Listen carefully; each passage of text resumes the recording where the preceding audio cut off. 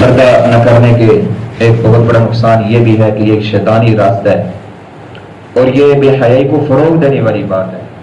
اللہ تعالیٰ نے قرآن مجید میں فرمایا یا ایھا الذین آمنوا لا تتبعوا خطوات الشیطان، اے ایمان والو شیطان کے قدموں کی پیروی مت کرو، شیطان کے پیچھے مت چلو۔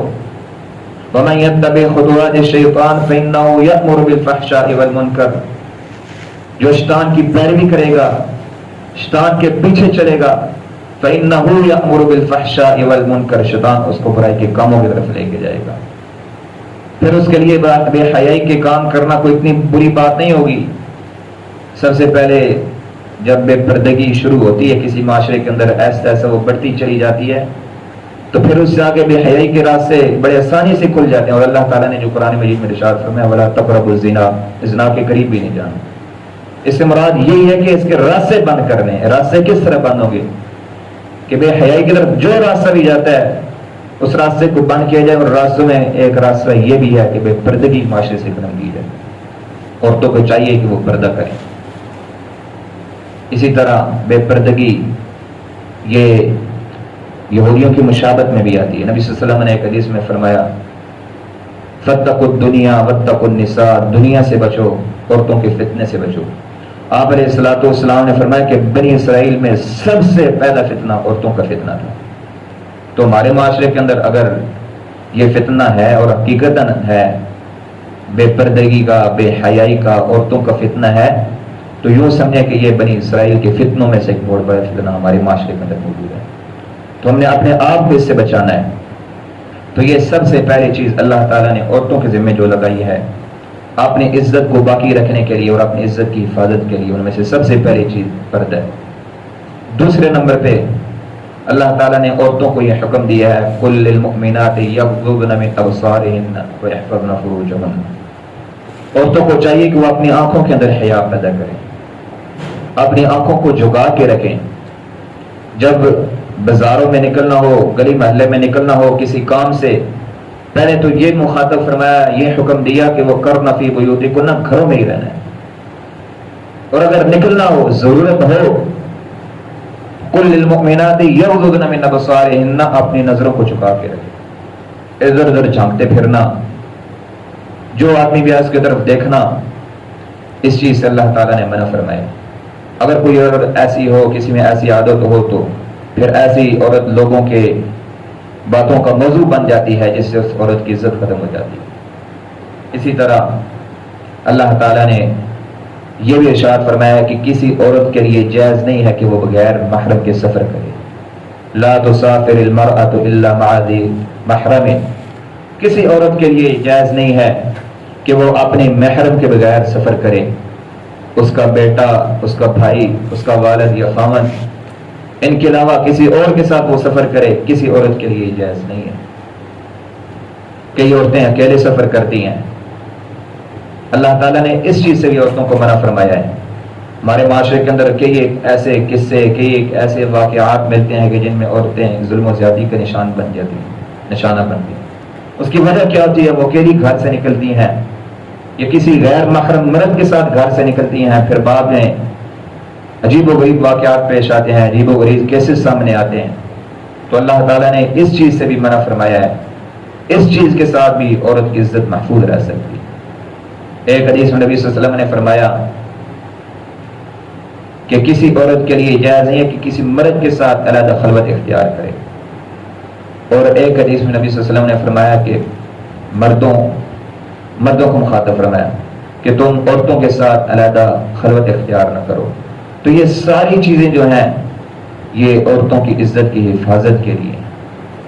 اسی طرح یہ چند ایک چیزیں تھیں کہ جو اللہ تعالیٰ نے عورتوں کے ذمہ لگائی تھی، اس کے علاوہ مردوں کو بھی اس بات کا حکم دیا ہے کہ وہ اپنی عورتوں کی عزت کریں۔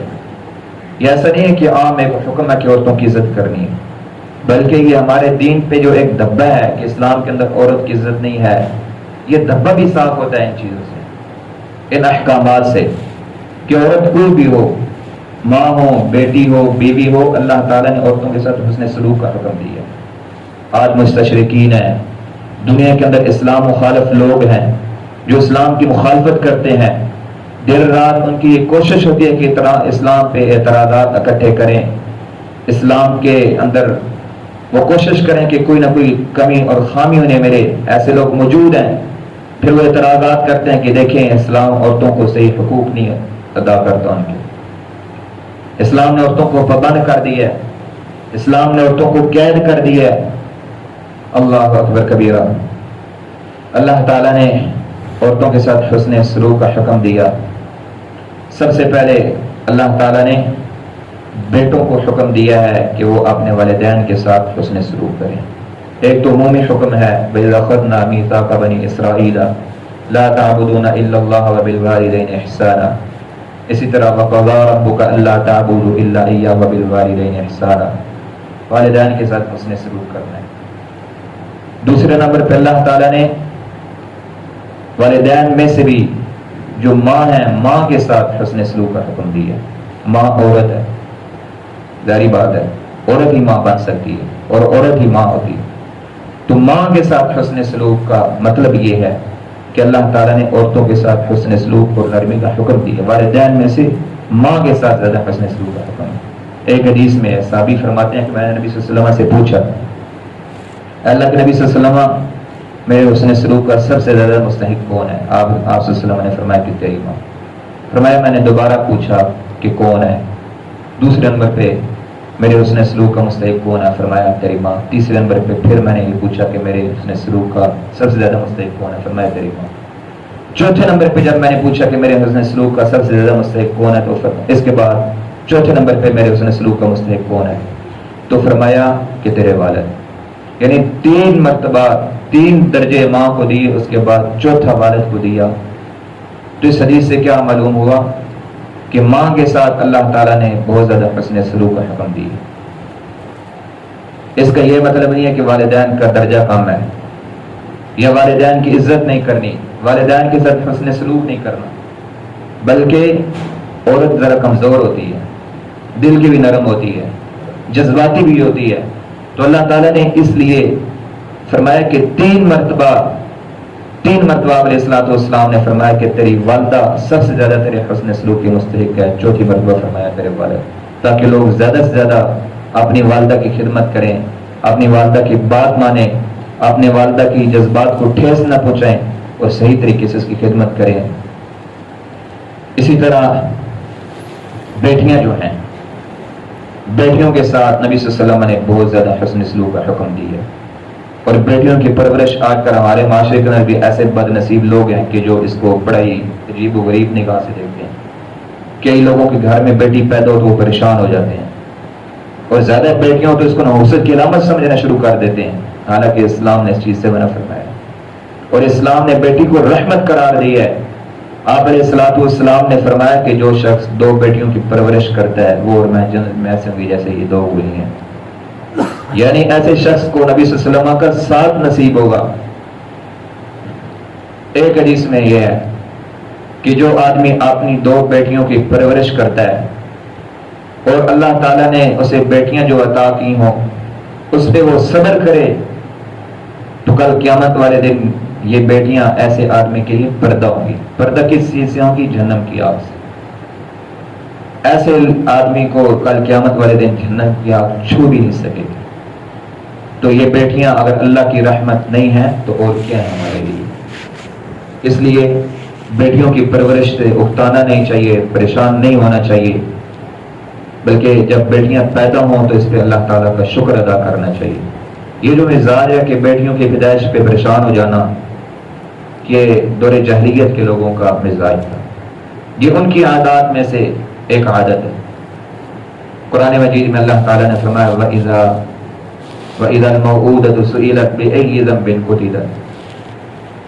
دور جاہلیت کے اندر جب بیٹی پیدا ہو جاتی تو زیادہ تر لوگ اپنی بیٹیوں کو درگور کر دیا کرتے تھے۔ قرآن مجید میں اللہ تعالیٰ نے ارشاد فرمایا کہ کل قیامت والے دن ایسے لوگوں سے سوال ہوگا جو اپنی بیٹیوں کو زیادہ درگور کرنے والے ہیں، جو اپنی بیٹیوں سے نفرت کرنے والے ہیں، ہم کو قتل کر دینے والے ہیں۔ تو اس بری عادت سے ہمیں بچنا چاہیے۔ جب بیٹی پیدا ہو تو اس پہ خوشی کا اظہار کرنا چاہیے، اللہ تعالیٰ کی رحمت اس سے نازل ہوتی ہے، اس کو اللہ کی رحمت سمجھنا چاہیے۔ اسی طرح بیوی ہے، بیوی کے ساتھ حسن سلوک کا نبی صلی اللہ علیہ وسلم نے حکم دیا ہے اور فرمایا کہ بیوی کے ساتھ لڑائی نہیں کرنی، جھگڑا نہیں کرنا۔ ایک حدیث میں نبی صلی اللہ علیہ وسلم نے فرمایا کہ مرد کے اوپر حق ہے کہ وہ اپنی بیوی کو جو وہ کھاتا ہے وہ کھلائے، جو پہنتا ہے اپنی بیوی کو پہنائے، اور اپنی بیوی کی چہرے پہ مارے نہیں، اپنی بیوی کی جو جائز خواہشات ان کو پورا کرے۔ اسی طرح نبی صلی اللہ علیہ وسلم نے یہ بھی ارشاد فرمایا کہ بیوی ایک ٹیڑھی پسلی کی طرح، اگر اس کو کوئی آدمی سیدھا کرنے کی کوشش کرے گا تو وہ ٹوٹ جائے گی۔ کئی لوگ ہوتے ہیں وہ کہتے ہیں ہم دیکھ لیں گے، ہم سمجھا لیں گے، تو یہ بری عادت ہے، یہ عقل مندوں والی بات نہیں ہے۔ آرام سے، پیار سے، محبت سے، نرمی سے اپنے گھر والوں کو، اپنی عورتوں کو سمجھانا چاہیے۔ تو یہ اسلام نے عورتوں کے ساتھ حسن سلوک کا حکم دیا ہے، اور ان ساری باتوں سے، ان ساری احادیث سے یہ بات معلوم ہوتی ہے کہ عورت کو اللہ تعالیٰ نے بہت عزت بخشی ہے، اللہ تعالیٰ نے عورت کو بڑا ہی بلند مقام عطا کیا۔ تو اسلام کے اوپر جو بہت بڑا دبا ہے اور مستشرقین کا ایک بہت بڑا اعتراض ہے، اس کا یہ ایک رد ہے۔ آج ہمارے معاشرے کے اندر عورتوں کو خراب کیا جاتا ہے، عورتوں کی حوصلہ شکنی کی جاتی ہے، اور ہماری جو نوجوان نسل ہے اس کے ذہن کے اندر یہ بات بٹھائی جا رہی ہے کہ دیکھیں اسلام نے تمہیں برنگی نیچا کر دی ہے، مردوں کے مقابلے کے اندر تمہاری کوئی وقت نہیں ہے، تمہاری کوئی حیثیت نہیں ہے، تمہارا کوئی مقام نہیں ہے۔ حالانکہ اس سے بڑا مقام اور کیا ہو سکتا ہے کہ محنت مزدوری ساری مرد نے کرنی ہوتی ہے۔ عورتوں کا کام ہے کہ گھر میں بس رہنا ہے، گھر کے کام کاج کرنے ہیں اور گھر کی صفائی وغیرہ کرنی ہے، باقی سارے باریک معاملات مردوں کے ذمہ اللہ تعالیٰ نے لگائے۔ الرجال قوامون علی النساء بما فضل اللہ بعضهم علی بعض وبما انفقوا من اموالهم فالصالحات قانتات حافظات للغیب بما حفظ اللہ۔ یہ اللہ تعالیٰ نے علیحدہ علیحدہ مردوں اور عورتوں کے ذمہ کچھ کام لگائے ہیں، تو عورتوں کے لیے ضروری نہیں ہے کہ وہ باہر نکلیں گی تبھی جا کے وہ مردوں کے مقابلے کے اندر آئیں گی، تبھی جا کے وہ ایک مقام حاصل کریں گی۔